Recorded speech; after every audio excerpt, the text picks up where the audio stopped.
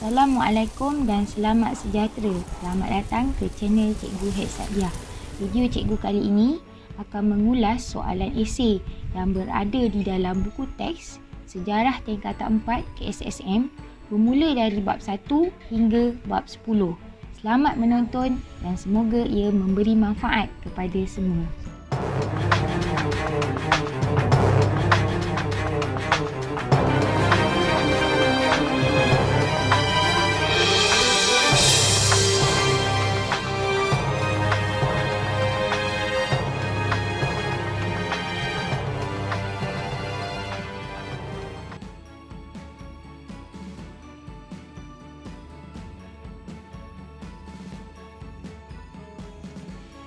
Hari ini kita akan membincangkan sejarah tingkatan 4 KSSM bab 2 Kebangkitan Nasionalisme. Cikgu akan mengulas soalan esei yang berada di dalam buku teks muka surat 48. Awak boleh rujuk buku teks muka surat 48 kerana di situ terdapat dua soalan esei yang akan kita bincangkan. Walaupun soalan esei ini tidak memberi peruntukan markah, tetapi kita cuba menjawab mengikut isi yang ada.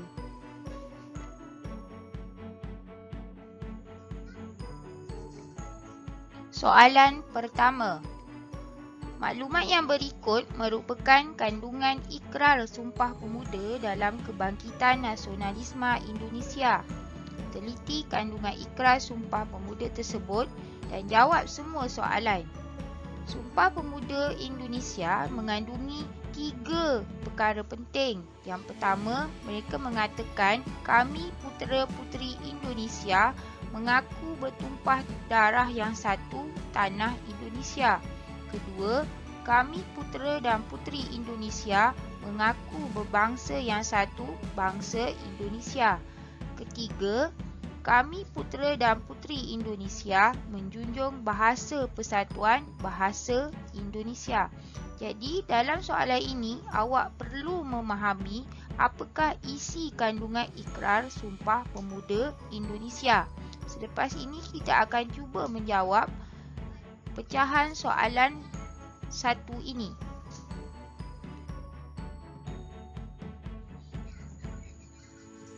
Soalan A. Apakah tema yang terkandung dalam Sumpah Pemuda di atas? Sebelum menjawab soalan ini, awak boleh rujuk buku teks muka surat 30. Sebelum itu, cikgu terangkan dulu kehendak soalan ini. Apakah maksudnya ialah memberi maklumat. Tema itu merupakan isi atau persoalan yang terkandung dalam Sumpah Pemuda di atas. Jadi, soalan ini menghendaki awak memberi maklumat isi yang terkandung dalam Sumpah Pemuda di atas. Contoh jawapan yang cikgu berikan begini. Jadi, awak kena ambil dulu kepala ayat dalam soalan di atas. Tema yang terkandung di dalam Sumpah Pemuda di atas merupakan tonggak nasionalisme di Indonesia. Apa pula yang dimaksudkan dengan tonggak? Adakah awak faham maksud tonggak itu? Jadi, tonggak merupakan pendorong utama semangat rakyat dalam menegakkan kemerdekaan negara Indonesia. Jadi, calon ini telah mendapat 1 markah. Kemudian dia menerangkan lagi, 3 asas tonggak tersebut ialah 1 tanah air, 1 bangsa dan 1 bahasa untuk mewujudkan keutuhan negara bangsa. Jadi, calon ini telah menjawab soalan ini dengan lengkap. Jika dikira, markah yang didapati oleh calon ini adalah 1, 2, 3, 4, 5. Jadi, calon ini telah mendapat 5 markah garis-garis.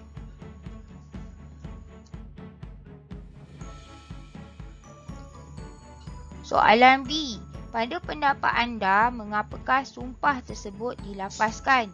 Awak boleh rujuk buku teks di muka surat 30 dan soalan ini merupakan soalan kebat yang awak kena berfikir bagaimana untuk menjawab soalan berdasarkan pembacaan awak di muka surat 30.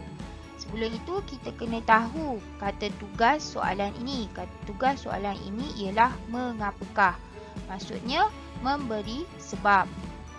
Memberi sebab sumpah tersebut dilafazkan. Apa yang dimaksudkan dengan dilafazkan? Diucapkan. Jadi awak sudah faham soalan. Soalan ini bertanyakan pendapat awak. Kenapa sumpah ini diucapkan oleh rakyat Indonesia? Contoh jawapan yang cikgu berikan adalah begini. Sumpah tersebut, seperti biasa kita ambil dahulu kepala ayat daripada soalan. Sumpah tersebut dilafazkan bagi membangkitkan semangat kebangsaan dalam kalangan rakyat Indonesia. Membangkitkan semangat kebangsaan. Apa itu semangat kebangsaan? Semangat kebangsaan merupakan semangat patriotik dalam kalangan rakyat Indonesia. Kemudian calon ini menambah lagi, menambah penanda wacana di situ. Selain itu dapat memupuk perpaduan dalam kalangan rakyat untuk memperjuangkan kemerdekaan negara. Maksudnya dengan sumpah itu rakyat Indonesia dapat dipupuk perpaduannya. Kemudian seterusnya dapat mewujudkan keutuhan ataupun kekuatan dalam pembinaan negara bangsa yang berdaulat. Kemudian calon ini menambah lagi, sumpah ini juga merupakan janji taat setia di kalangan rakyat dalam menegakkan kemerdekaan bagi Indonesia dari jajahan kuasa asing serta mempertahankan hak bangsa sendiri dari diceroboh oleh orang luar. Jadi calon ini memang memahami kenapa sumpah tersebut diucapkan oleh rakyat Indonesia. Ini merupakan contoh jawapan sahaja. Jika awak ingin menambah lagi berdasarkan pemahaman daripada pembacaan awak, tidak menjadi masalah. Jadi calon ini mendapat 1, 2, 3, 4, 5, 6, 7, 8, 9. 9 markah garis-garis.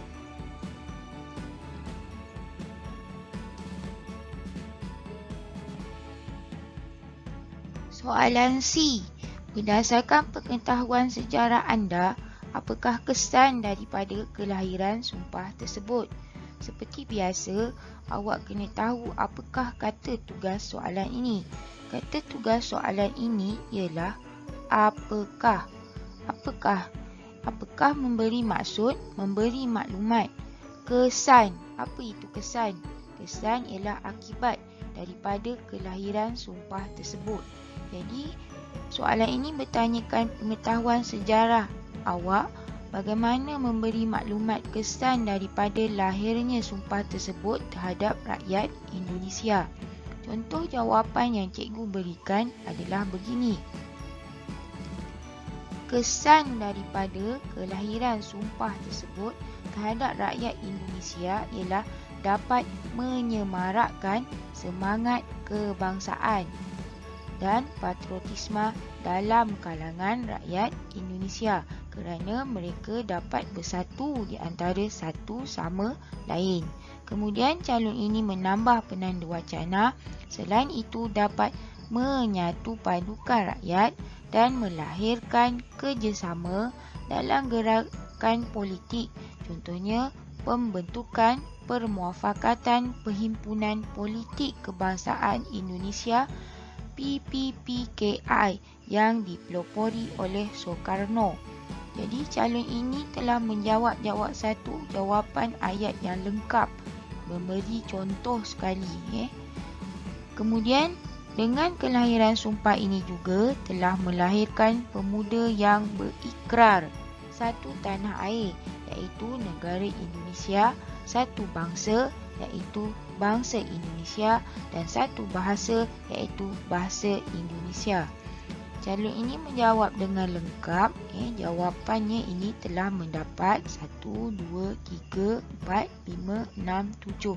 7 markah garis-garis.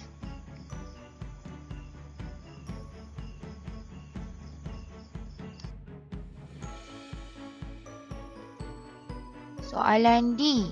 Bagaimanakah anda boleh memanfaatkan kandungan sumpah tersebut untuk mengukuhkan pembinaan negara dan bangsa Malaysia. Jadi soalan ini merupakan soalan kemahiran berfikir aras tinggi, iaitu macam mana awak dapat memanfaatkan kandungan sumpah di Indonesia ini bagi mengukuhkan pembinaan negara dan bangsa awak sendiri. Seperti biasa, kita kena tahu apa kata tugas soalan ini. Kata tugas soalan ini ialah bagaimanakah. Bagaimanakah memberi maksud memberi penerangan tentang cara macam mana ia mendatangkan kebaikan sumpah ini bagi memperkuatkan pembinaan negara dan bangsa Malaysia. Adakah awak faham soalan ini? Dia menyuruh awak memberi penerangan tentang cara bagaimana kandungan sumpah ini memberi kebaikan bagi kita mengukuhkan pembinaan negara dan bangsa Malaysia. Kebaikan daripada sumpah tersebut kepada negara dan bangsa Malaysia. Jadi jawapannya nak cara. Ini contoh jawapan yang cikgu berikan. Manfaat kandungan sumpah tersebut dapat membentuk semangat bersatu padu di kalangan rakyat Malaysia. Selain itu, dapat mengukuhkan taat setia rakyat kepada negara bagi mengekalkan keamanan dan kemakmuran negara. Seterusnya, dapat memupuk rasa bangga sebagai rakyat Malaysia bagi memperjuangkan hak bangsa.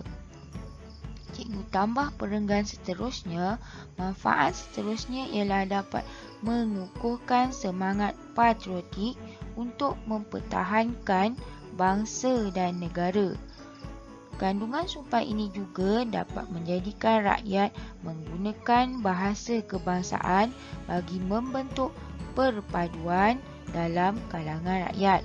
Selaras dengan itu, dapat mendaulatkan bahasa kebangsaan sebagai identiti bangsa sesuai dengan slogan Bahasa Jiwa Bangsa. Jadi, calon ini telah mendapat 1, 2, 3, 4, 5, 6, 7, 8, 9, 10, 11 markah. 11 markah garis-garis.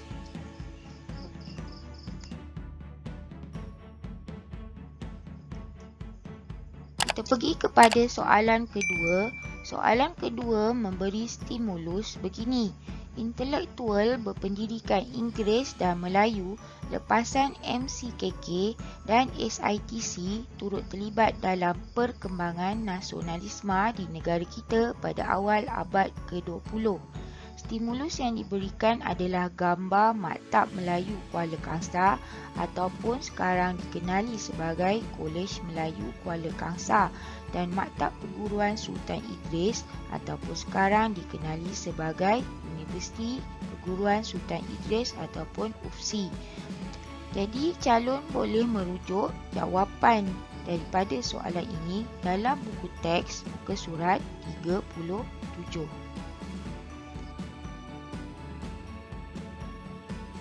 Soalan A. Namakan nasionalis lepasan MCKK dan SITC yang berjaya mencetuskan nasionalisme. Soalan ini merupakan soalan fakta yang mengkehendaki awak mengetahui siapakah lepasan MCKK dan SITC yang terlibat dalam pergerakan nasionalisme di tanah Melayu pada ketika itu yang mencetuskan semangat kebangsaan kepada orang Melayu. Jadi selalunya soalan ini merupakan soalan struktur, tetapi cikgu hanya mengikut soalan di dalam buku teks. Kita senaraikan sahaja nama tokoh-tokoh lepasan MCKK dan SITC yang awak tahu. Jadi contoh jawapannya begini. Nasionalis yang berjaya mencetuskan nasionalisme bagi lepasan MCKK ialah Raja Chulan, Raja Abdullah, Muhammad Yunus Abdullah, Mahmud Mat dan Raja Uda Raja Muhammad. Manakala lepasan SITC pula ialah Abdul Hadi Abdul Manan, Abdul Hadi Hassan, Harun Aminur Rashid, Buyung Adil dan Oti Dusek. Jadi calon ini dapat menyenaraikan kesemua tokoh yang terlibat dalam pergerakan nasionalisme di tanah Melayu pada ketika itu. Dia mendapat 1, 2, 3, 4, 5, 6, 7, 8, 9 markah kerana calon ini menghafal kesemua nama tokoh MCKK dan SITC yang terlibat dalam pergerakan nasionalisme atau mencetuskan semangat kebangsaan kepada penduduk di tanah Melayu pada ketika itu.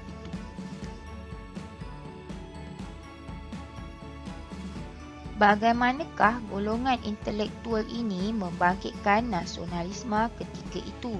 Soalan ini merupakan soalan analisis yang menghendaki awak memahami bagaimana cara golongan intelektual ini membangkitkan semangat nasionalisme di kalangan orang Melayu. Seperti biasa, awak kena tahu kata tugas soalan. Kata tugas soalan ialah bagaimanakah. Maksudnya, awak kena memberi penerangan tentang cara golongan intelektual. Golongan intelektual adalah golongan cerdik pandai yang dapat membangkitkan semangat nasionalisme di kalangan penduduk tanah Melayu pada ketika itu. Jadi secara rumusannya, soalan ini menghendaki awak menerangkan tentang cara golongan cerdik pandai membangkitkan semangat kebangsaan di kalangan orang Melayu pada ketika itu. Jadi contoh jawapannya ialah begini. Golongan intelektual ini membangkitkan semangat nasionalisme ketika itu melalui penulisan karya kreatif yang bertemakan semangat perjuangan nasib bangsa dan cinta akan tanah air. Kemudian dia menyambung lagi dengan penanda wacana. Selain itu, mereka juga menulis serta menerbitkan akhbar dan majalah bagi menyalurkan idea dan tuntutan terhadap British. Contohnya akhbar Warta Malaya dan Utusan Melayu. Ayat ini merupakan satu ayat yang lengkap, ada fakta, uraian dan contoh. Jadi calon ini dapat 3 markah dalam satu ayat. Kemudian dia menyambung lagi, mereka turut menubuhkan persatuan bersifat sosioekonomi dan politik bagi memperjuangkan kepentingan orang Melayu terutamanya dalam politik dan pendidikan. Contohnya Kesatuan Melayu Muda. Jadi calon ini telah menerangkan tentang cara golongan intelektual membangkitkan semangat kebangsaan di kalangan orang Melayu. Calon ini mendapat 1, 2, 3, 4, 5, 6, 7, 8, 9 markah garis-garis.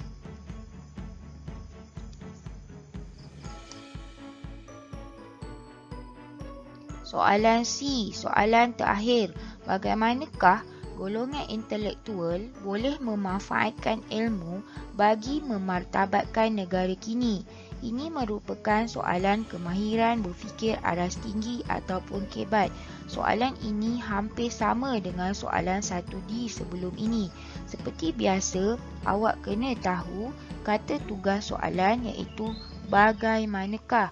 Yang memberi maksud, awak kena memberi penerangan tentang cara golongan intelektual ataupun golongan cerdik pandai ini boleh menggunakan ilmu bagi menaikkan imej negara kini. Jadi awak sudah faham soalan. Soalan ini mengkehendaki awak memberikan penerangan tentang cara bagaimana golongan cerdik pandai menggunakan ilmu bagi menaikkan imej negara Malaysia pada masa kini. Contoh jawapan yang cikgu berikan adalah begini. Golongan intelektual boleh memanfaatkan ilmu untuk memartabatkan negara kini dengan cara menghasilkan pelbagai rekaan inovasi kreatif yang dapat memberi manfaat kepada semua. Selain itu, mereka boleh menulis dalam pelbagai lapangan di peringkat kebangsaan dan antarabangsa. Seterusnya, mereka boleh mengendalikan wacana intelektual yang membuka minda masyarakat untuk berfikir dengan tajuk perbincangan mereka. Golongan intelektual juga boleh menghasilkan karya kreatif yang sesuai dengan pelbagai peringkat umur supaya dapat menyalurkan idea mereka kepada orang yang membaca karya mereka. Ini merupakan soalan kebat. Awak boleh menjawab mana-mana munasabah berdasarkan idea ataupun berdasarkan pembacaan awak secara logiknya. Apakah sumbangan yang boleh diberi oleh golongan intelektual untuk menaikkan imej negara? Selain itu, awak boleh rujuk kepada link video yang cikgu berikan di atas bagaimana cara untuk menjawab soalan kebat menggunakan formula PES. Jadi, calon ini telah mendapat markah 1, 2, 3, 4, 5, 6, 7. 7 markah garis-garis.